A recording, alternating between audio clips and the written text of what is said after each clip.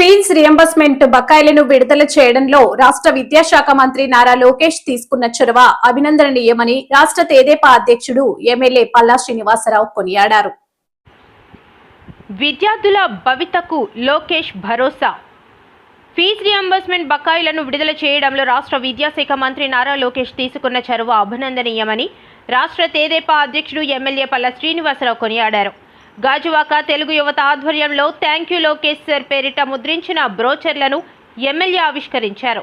యువత అధ్యక్షులు మానాపురం గణపతి అధ్యక్షతన జరిగిన కార్యక్రమంలో ఎమ్మెల్యే మాట్లాడుతూ రాష్ట్ర చరిత్రలో ఎన్నడూ చూడని విధంగా విద్యా వ్యవస్థలో సమూల మార్పులు తీసుకొచ్చిన ఘనత లోకేష్కే దక్కుతుంది అన్నారు. ఫీజు బకాయిలను ఇంత పెద్ద మొత్తంలో విడుదల చేయడం చారిత్రాత్మకమని అన్నారు.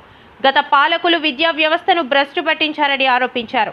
కార్యక్రమంలో యువత ప్రధాన కార్యదర్శి వియ్యపు నరేష్ కుమార్, నియోజకవర్గ సమన్వయకర్త ప్రసాదుల శ్రీనివాస్, 86వ వార్డు తెదేపా అధ్యక్షుడు నల్లూరు సూర్యనారాయణ, దశేంద్ర, నక్క అప్పలస్వామి, లోకేష్ చౌదరి, మోహన్ మురళి, హేమంత్, మహేష్, వియ్యపు కొండబాబు, నమ్మి సింహాద్రి తదితరులు పాల్గొన్నారు. నమస్కారం అండి.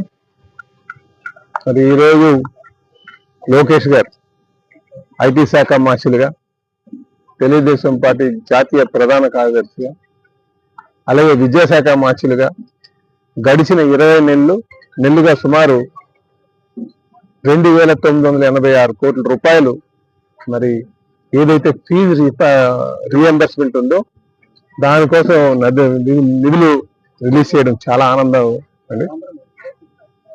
గత ప్రభుత్వాలు అయితే ఆ నిధులు చెల్లించగా, అలాగే ఆ తల్లులు ఖాతాలో వేసి సకాలంలో ఫీజులు కాలేజీలు అందక అనేక ఇబ్బందులు పడేటటువంటి పరిస్థితి ఉండేది గత ప్రభుత్వం చేసేటటువంటి నిర్వాహకం. కానీ మరి విద్యాశాఖ మార్షల్గా పదవి స్వీకారం చేసిన దగ్గర నుంచి, బాధ్యతలు తీసిన దగ్గర నుంచి నేరుగా ఆ విద్యా సంస్థలకే ఆ డబ్బులు చేరవేయడం, పిల్లలందరికీ కూడా ఎటువంటి ఇబ్బంది లేకుండా చూడడం చాలా సంతోషదాయకం అండి.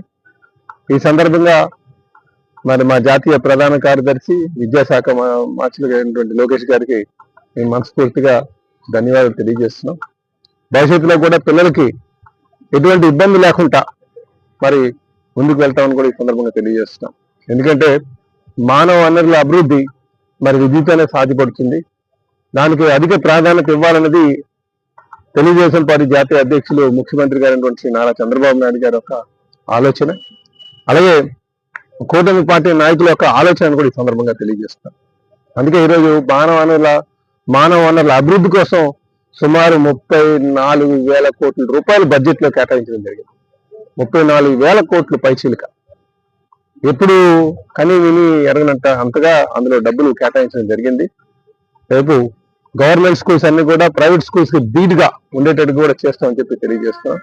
విద్యా ప్రమాణాలు పెంచడం, అలాగే భవిష్యత్తుకి అవసరాలకు అనుగుణంగా మానవాళిని తయారు చేయడం ధ్యేయంగా ముందుకు వెళ్తామని కూడా ఈ సందర్భంగా తెలియజేస్తున్నాం.